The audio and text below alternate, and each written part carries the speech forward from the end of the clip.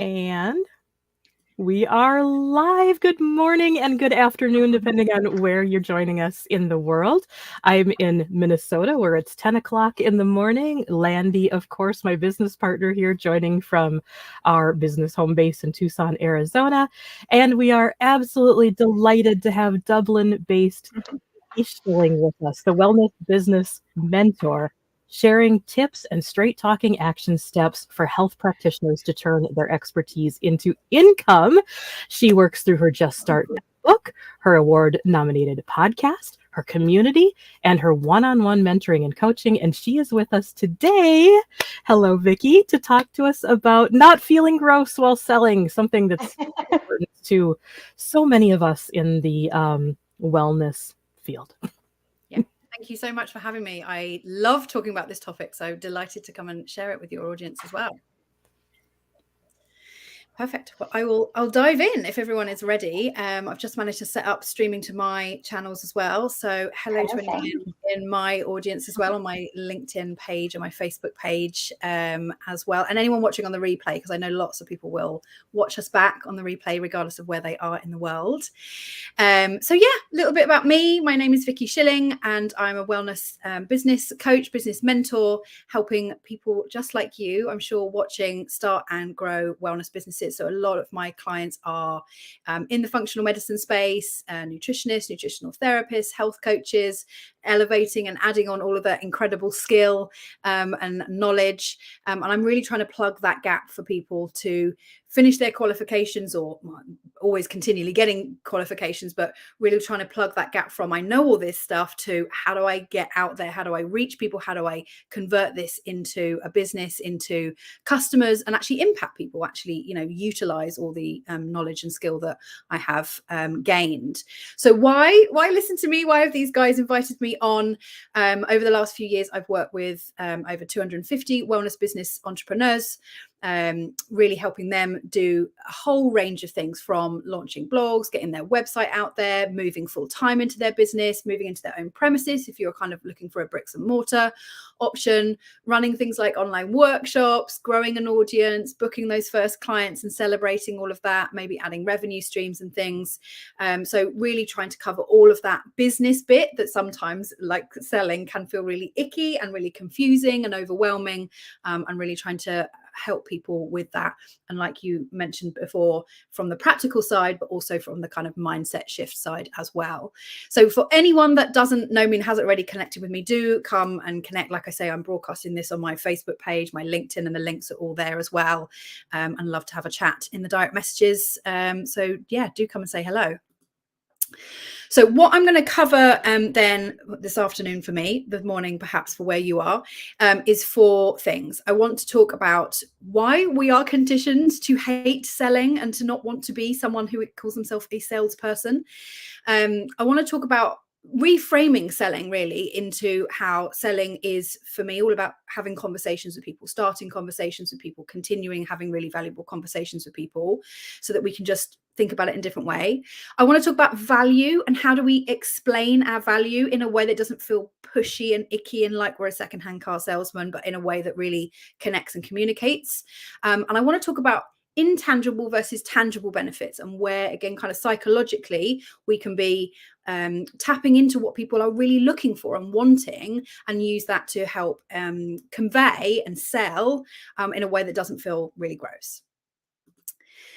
I would love to know if anyone wants to pop in the comments, in the chat. Morning, there's lots of little chat going on. I can see my mixture of YouTube and Facebook over there. What holds you back from selling? So even, again, if you're watching on the replay, I'll come around and have a little look at the comments, because I'm always fascinating. Like, what is it that holds you back from selling and selling more and showing up and asking for the sale? You might hear me use that phrase, or you might have heard other marketers use that phrase. What holds you back from selling right now? What I often find is the case is that people say selling is really icky. It feels really gross. It feels like something I don't want to be. I don't want to be slapped with that label. I don't want to, have to kind of shift mode. I'm normally in helpful practitioner mode, helping solve problems and, diagnosing people, or, like giving people solutions. And then I have to switch into this salesperson role, like put a different hat on, become a different person, and it feels really nasty and icky and not like us at all. So like I say, mostly, and I deal quite a lot with mindset blocks that you'll see come up through this.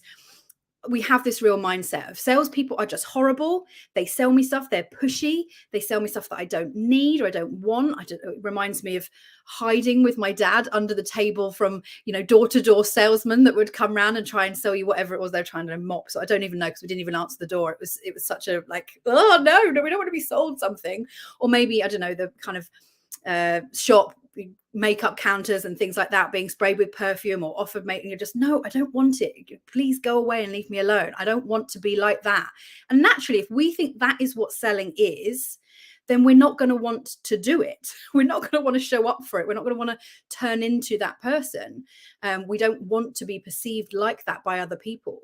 So like I said, we're conditioned, I really think, from childhood to really associate sales with slimy, pushy, self-interested people that are really only after getting an exchange out of us, getting money out of us, to give us something that we don't really want, that we never intended on buying, that actually, it's something that is we regret afterwards, that we regret selling or buying that particular thing. And so we don't want to become like that. We don't want to be a salesperson like that.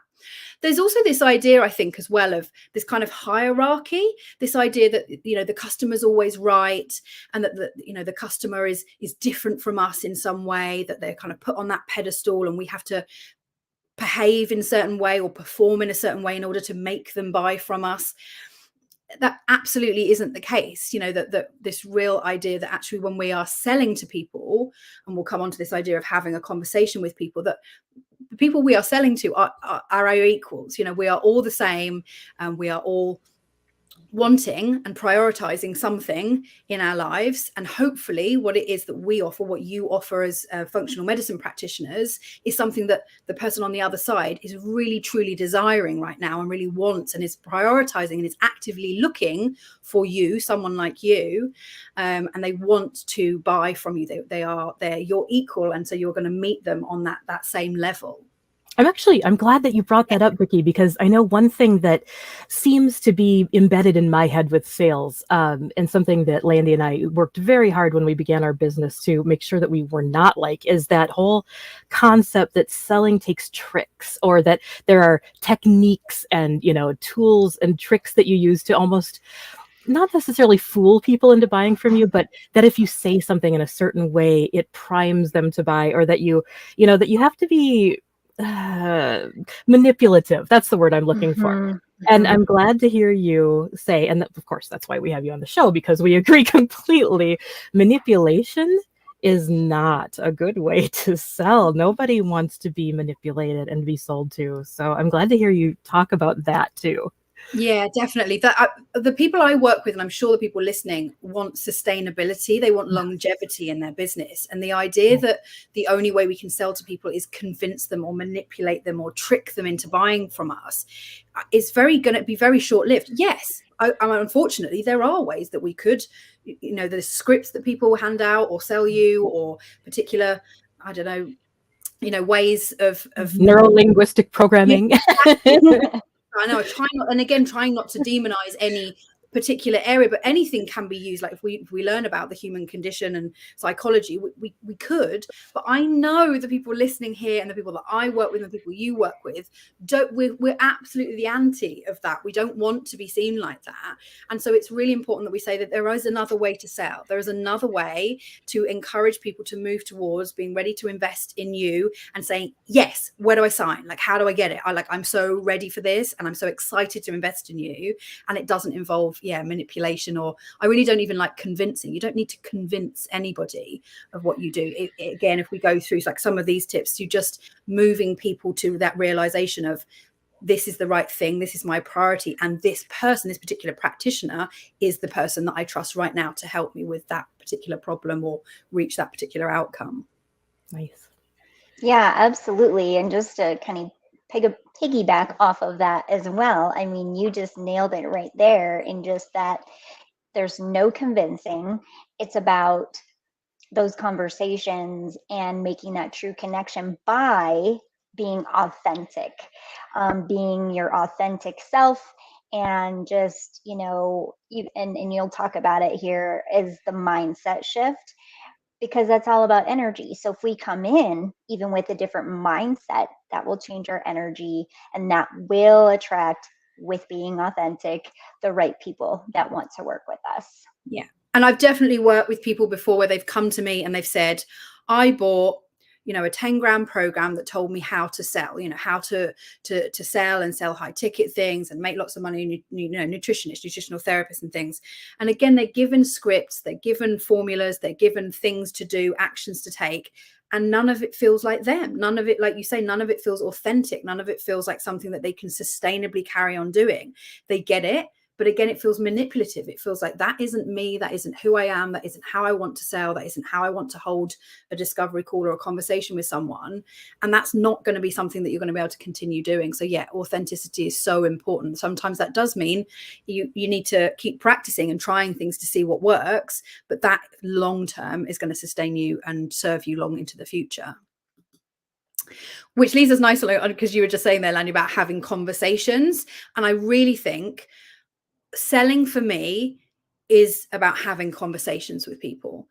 And if we reframe it that way, rather than I'm trying to sell to someone, and reframe it as I'm trying to have a conversation with someone, that's going to be in a lot healthier and not nicer and a lot more based in that connection and like we said, that authenticity piece. I think this is a really helpful way to move towards realizing that conversations are really important. When you tell people stuff, they don't believe you on the whole. So this is the equivalent of, again, that makeup counter of, or maybe not even that, but, you know, someone turning up at the doorstep saying, you know, here, you need this mop. It's so brilliant. It's got all these amazing functions. It's got this, it's got that.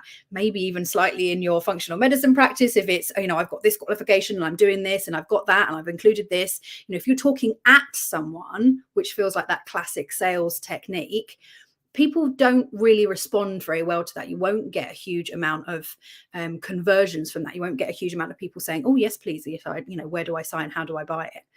If you show people something, then they start to believe it a little bit more. So again, showing and demonstrating that, whether, however that looks for you. So again, we did talk about that kind of makeup counter example, or, you know, hairstyling products, or from a functional medicine practitioner, that may well be, you know, showing exactly what it's like, you know, in your treatment room, or what you're putting together as, you know, a protocol for someone, or what it is like to come and learn with you, or, you know, whatever it is that you're kind of showing them, you're giving them that little inside look, that they start to understand it and believe it a little bit more. Okay, yeah, I can see how this could apply to my life and to me and to my symptoms, perhaps.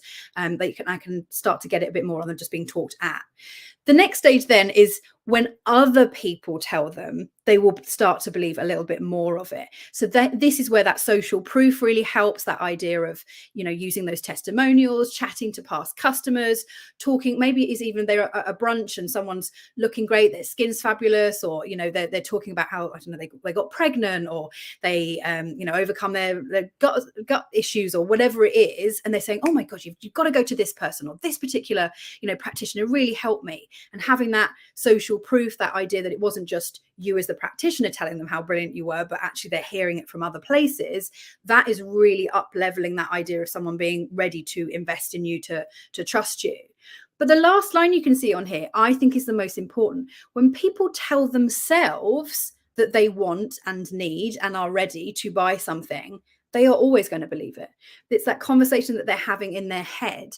And if we are able to encourage them to have that conversation with themselves in their head, or talk through with themselves or with us what is going on for them, how would they like things to be instead, what is it they need, what is the gap that they are looking for, what is the help that they are needing. If they are able to have that conversation with you, or through your content, for example, or on a discovery call, that is really going to help them move towards buying. And again, that's not a manipulative thing. I know we've already touched on that.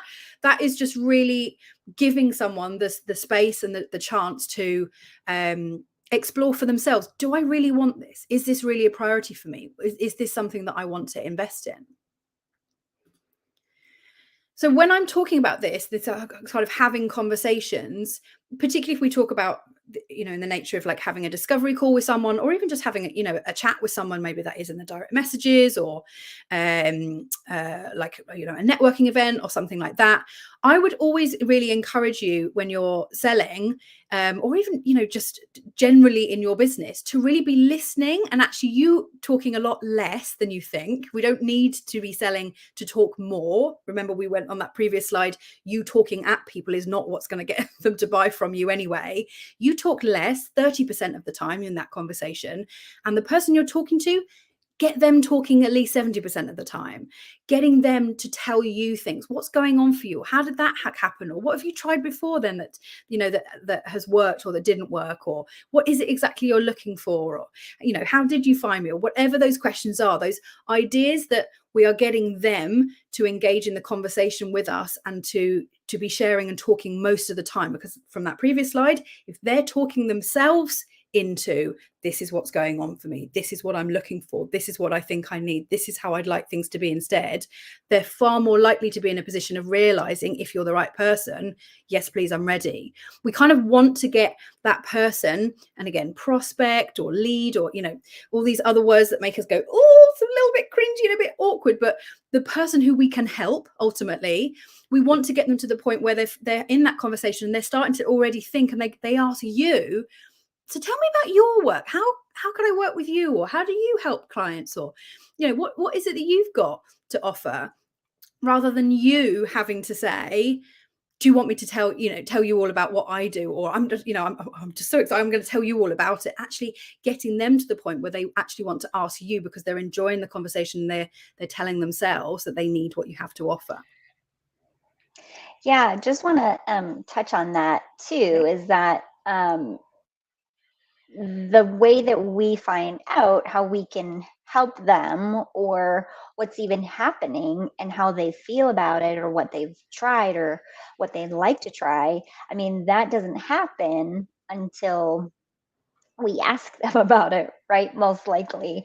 And because a lot of people they'll share a lot and they'll talk a lot, but they don't necessarily talk about those pain points, so that, I mean, that's an opportunity for us in that discovery call to ask those, pointed type of questions, so that it gets them thinking about those particular things, and again, just by them thinking about it and speaking the words to us, that is where they're going to start to, essentially buy into it, to believe themselves, and it's all about us listening and asking the right questions in order for them to sort of process that information in a new way.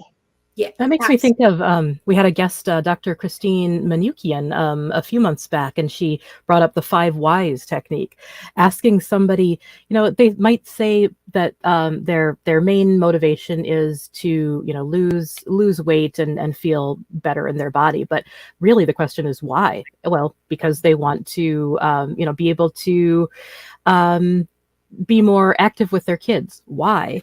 Because they work really, really long hours and they don't spend enough really quality time with their kids. And you get to these really deep, very fundamental, motivational, heart-based reasons that people will want to work with you, and they just need to hear it from themselves with you asking those questions. I'm glad to have an opportunity to kind of bring that concept up again in regards to selling, because you're absolutely right. When people suddenly realize their own motivations, the sale is already as close to made as you can do without, then you just have to let them know why you're the right one, right?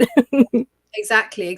And that is why I think some people call them like clarity calls, because even if at the end of that conversation they are clear on the fact that this is not their priority right now, or this is not the way that they want to spend their money, or actually this isn't as important as they thought, or maybe there's another pressing matter in their life for their time, their attention, their investment right now, that still really helps them as well. I appreciate it doesn't help you as the practitioner for them to turn into a customer immediately, but you know what, giving them that clarity will mean that if and when they feel ready, they will come to you later on down the line, or they'll recommend you to someone. So you're right, having that lovely bank of questions that you realize really work, really help to open up people, to get them, you know, I'm often just saying, tell me more about that. Tell me more about, you know, it doesn't even need to be a complicated question, and tell me more. And also, what is the impact of that? What's the impact? What impact is that having on you then? So again, like you say, they can really paint that picture, whether it is that they're describing where they're at now or how they'd like things to be and how things change. So yeah, I think that's really, really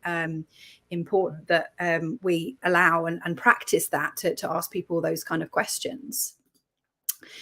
The other thing I'm aware of is that there may be some people watching this who are thinking, well, this is lovely that you guys are all talking about discovery calls or clarity calls, but I'm not getting any yet. You know, I'm got a very small audience or no audience yet. I've just qualified, or there just don't seem to be any people to have a conversation with. The thing is, we can still talk about and we can still use this idea of conversations, even if you have a very small audience currently. So I would be saying, in terms of using selling as conversations, start doing, if you use social media or any of these platforms, start using polls and quizzes, talking to people, even if they're not on a discovery call with you, but whether that is in your direct messages, in your comments, on your emails, at networking events, you know, wherever you can have conversations with people, talk to people and asking those quality questions, testing them out before you've got people booked in on discovery calls.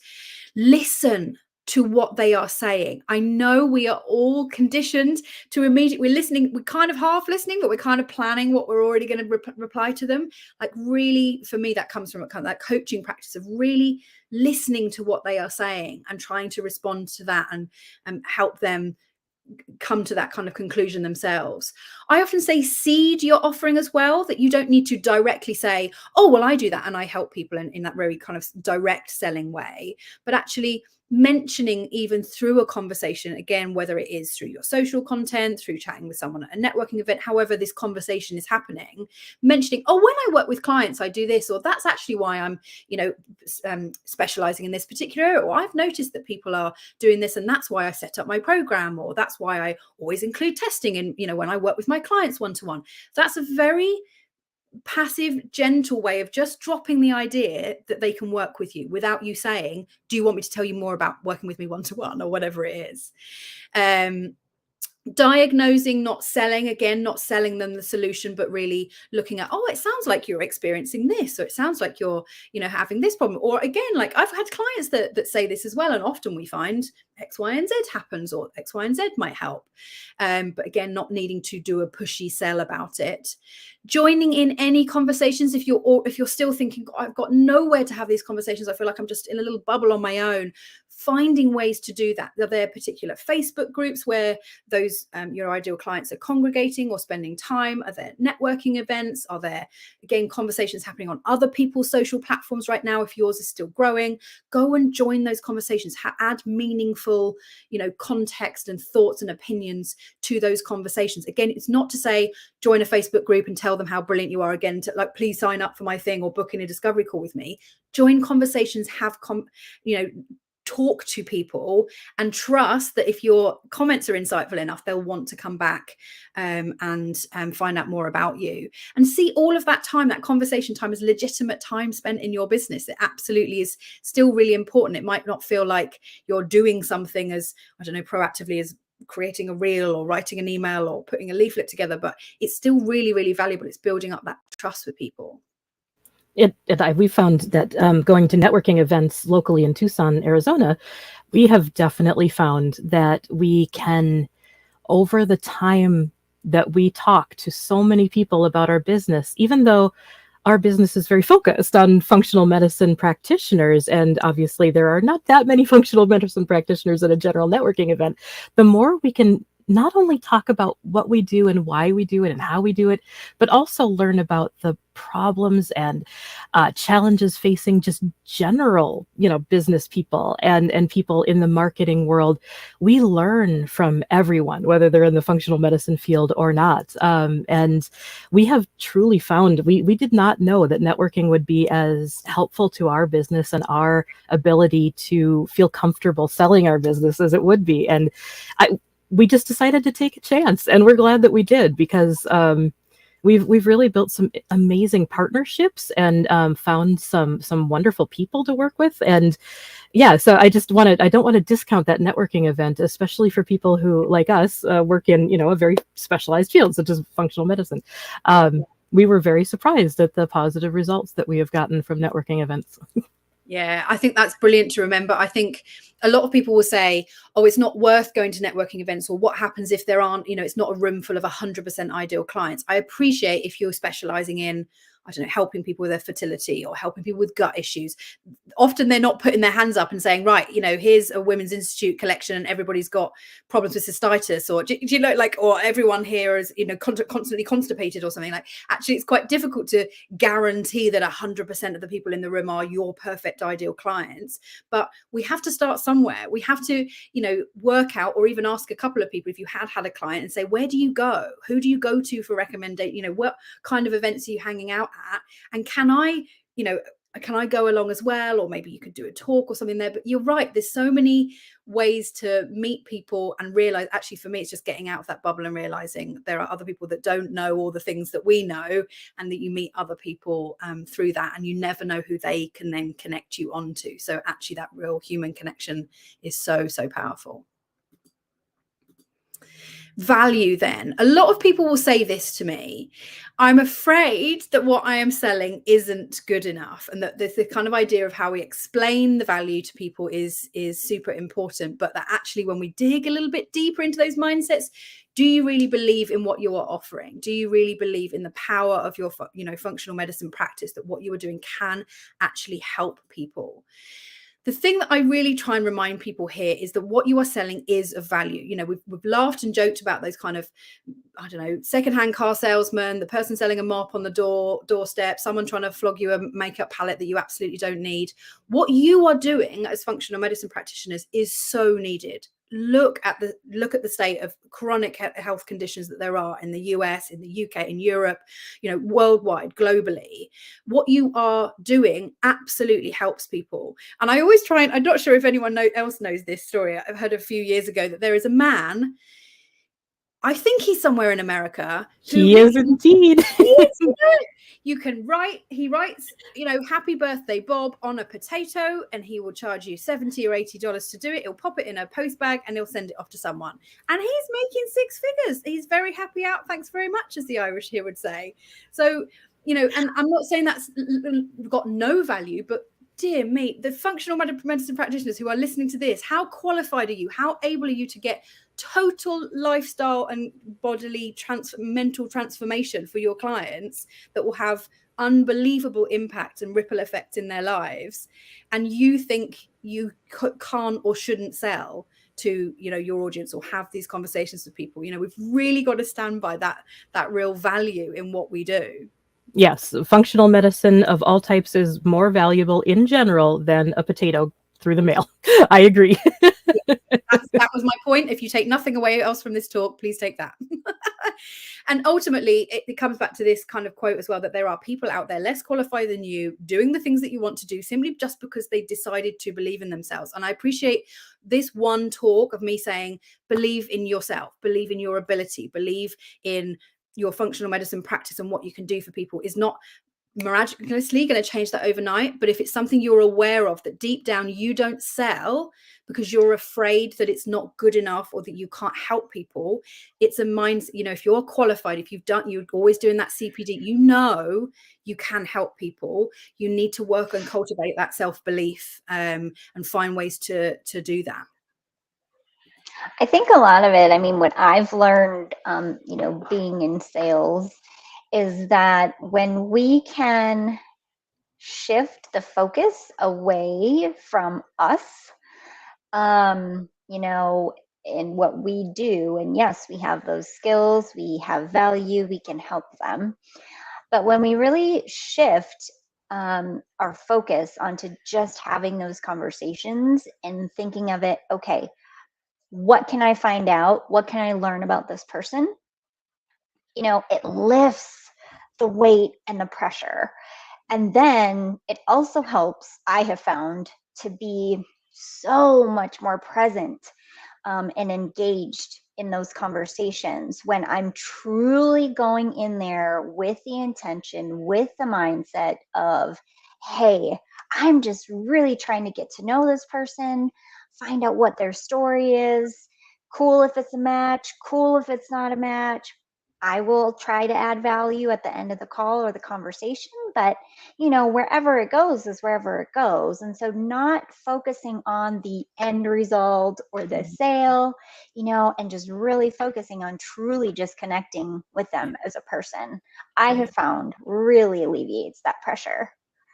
And thank you so much for bringing that up, because it's so important for people to remember. I think we have this idea of what successful sales looks like, and successful sales looks like 100% conversion. Every single person I talk to buys from me. That isn't a kind of bar that we want to set for ourselves, or a goal that we want to have for ourselves. I agree with you. If you can come at any conversation where obviously you would hope that that person would come and work with you if they are the right fit. And we don't want to just sell to anybody and everybody, because we actually want clients that are the right fit anyway. The best thing we can do is just show curiosity and ask really great questions. And I had someone on one of my group programs, she was in like telemarketing, kind of in sales. And she said, I just get really curious. I appreciate, for some people, cold calling everybody might not feel very fun, but I just show the whole thing real curiosity. I want to find out more about them, more about their business, more about what's going on for them, how I can help, what's fitting, building relationships with people. That is actually what great selling will be, and when people will come back to you time and time again or recommend you. So yeah, I love that. And thanks for bringing that up, that idea of real curiosity about it. I think also I wanted to emphasize this idea of value, to really look at how far you have come and what you can teach people. And actually one of the concepts I have in my book that I kind of added to these slides is what I call the sliding scale of knowledge. If we look at, where you are and where your ideal clients are, the sliding scale for me is someone right at the very end. So we can see here on the left side is someone with absolutely no knowledge and no interest in what you do. They're obviously not our ideal clients, because they don't care and they're not interested and they're not willing to change and they don't want to invest. And then maybe they don't even see that there's a problem right now. On the other end of this sliding scale of knowledge is the absolute don of what you do. They've got all the qualifications, they're leading the research, they've got the PhDs, they are, the absolute guru in terms of what you are doing.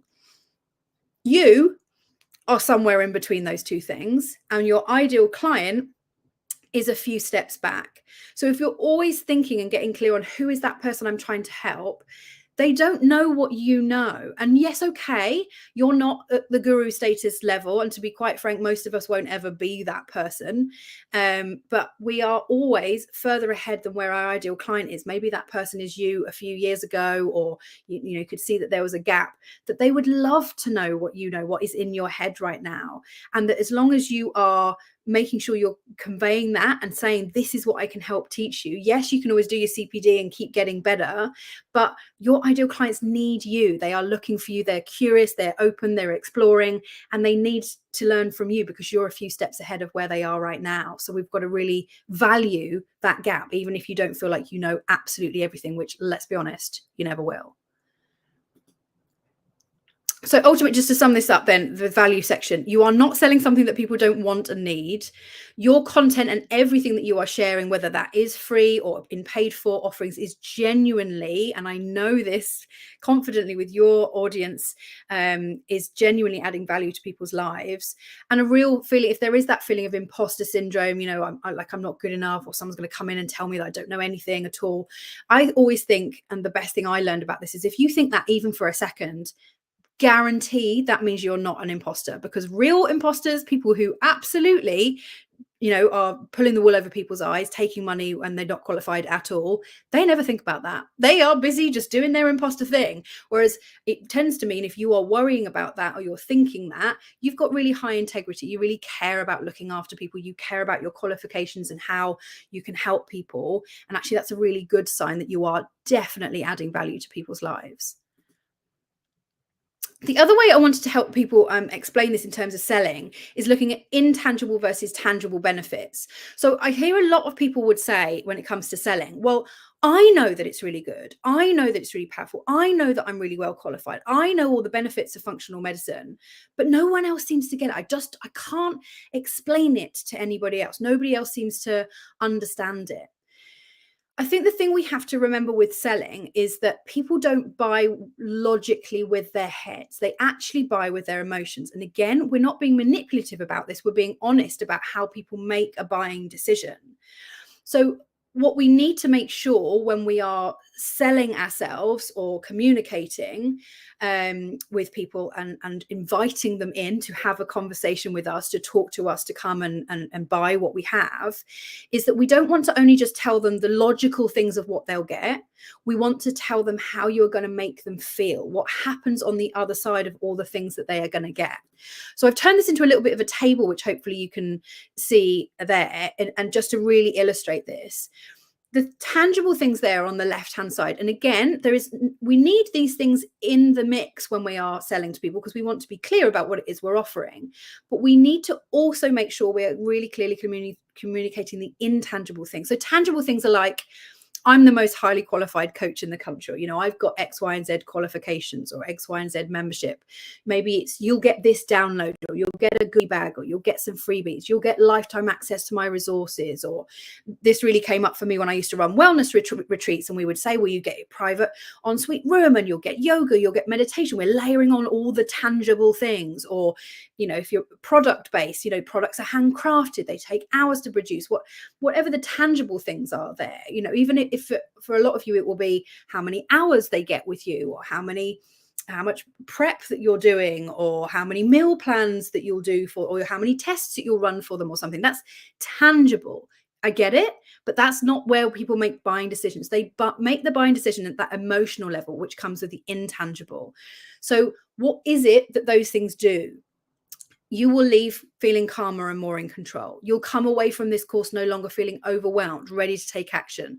This package is going to stop you procrastinating and get things done. Or again, for functional medicine practitioners, it's that idea of, you know, getting to the root cause of the problem, helping you feel confident when you go out so you don't need to run off for the bathroom, or, you know that you're putting yourself in the very best possible position to, to conceive naturally, or, no longer feeling overwhelmed and confused by the information out there. You'll no longer feel alone. You're going to feel supported.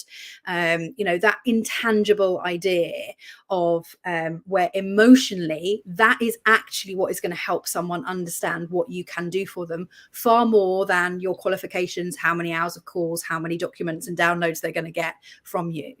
And if people have ever seen that phrase, what's in it for me, especially in the marketing field, we say, don't forget to let your ideal client know exactly what's in it for them. This is what's in it for them. Not only will they get lifetime access to the resources, but that means that they'll be able to go back and, reinforce their learning at any time. If they're feeling less than confident, or if they forgot what they were supposed to do, they can access it anytime instead of just having access to it during the month or two that you're working with them. It's telling folks exactly why it matters to them, these tangible things that you're giving.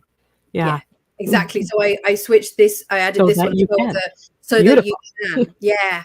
And it's such a simple phrase that you can add on, so that, again, if you say, we will have 10 one-to-one sessions together. Why? So that you can ask me any questions, so we can build, this into your lifestyle and your habits, so that we can truly go deep on what the cause of the problem is, so that you this doesn't reoccur again after we work together. What is it you're giving me, so that you can what? So you receive tailored meal plans so that you can get organized and free up some brain space, or get an initial hour-long consultation where we look at your full health history, so that we can identify triggers and problems. Always trying to actually explain what the value is, because to somebody else, if I come to your website as a functional medicine practitioner and all I can see is, come and work with me and you'll get X number of hours with me, X number of tests, X number of Zoom calls, X number of downloadable documents, I am none the wiser as to why you are giving me all of those things. Yeah, it's focusing on the features versus benefits, and emphasizing the benefits, the what's in it for me. And that's really key. And like for someone like me, I'm definitely more, I would say, like the logical kind of just get to the point, bottom line me type of individual. And so that's why Jennifer is a great partner for me, because she helps to balance me on my logic brain, right, to be like, okay, let's add this part, the so that part, you know. And so it really is a difference that I'm still learning to implement myself. And it really is, because as humans, it's always what's in it for me, whether we want to admit it or not, whether it's on a conscious level or not. So yeah, thank you for Absolutely. the, And it's lovely you've reminders got and how to do it. Yeah, you've got that yin and yang. And it's not to say that we never talk about the tangible things. Of course, if someone's ready to buy from you, we're not manipulating them on an emotional level and only talking to, you'll feel like this, you'll do this, you'll have this, you'll be able to do this. And then we're none the wiser about, well, what actually am I signing up for? What is it I actually get? I think it's really important that, again, for transparency, for ethical selling, that we show the tangible. But what we mustn't do is only talk about the tangible things. We actually need to remember what the tangible things are going to lead to, and help people see that as well.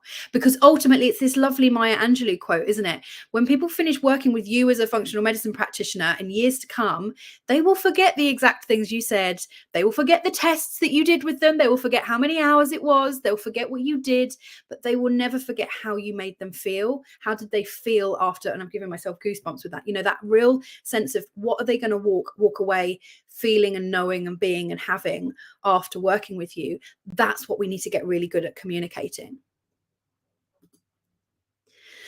So I think those are all my points that I wanted to cover. I've got a couple of things just to share with you, and if there were any other questions or anything else that kind of spins off out of this, it's been lovely to chat to you guys as well throughout this. We've covered why we're conditioned to hate salespeople and why we don't want to be them in the typical sense. We've looked at why selling is actually having conversations with people.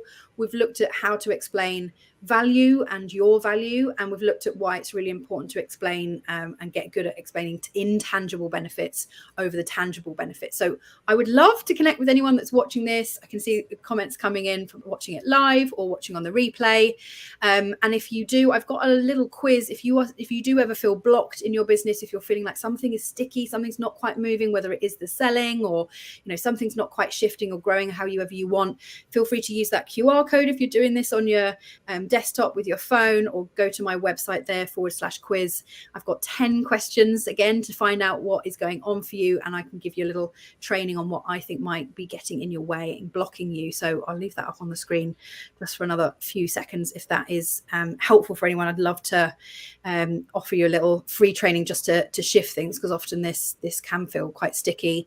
And also, just I mentioned it before, I have written a book which covers a lot of these kind of mindset blocks. Particularly, the whole book is really designed for health and wellness practitioners, looking at a lot of these mindset blocks. Why do we stop ourselves selling? Why do we undervalue ourselves? Why are we worried and feel like imposters?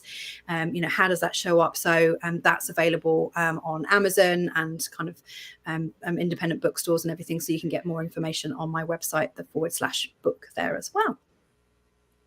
Wonderful. Thank you so much. It is absolutely wonderful to talk to you. Your energy has just been terrific. We believe in you and the work that you're doing. And thank you so much for supporting the wellness industry and helping them do better work too. We're delighted to have you here. Pleasure. Thank you so much for inviting me. It's been great to talk about this. Wonderful. Have a wonderful rest of your evening in Dublin. And thank you again for being here with Root Cause Marketing.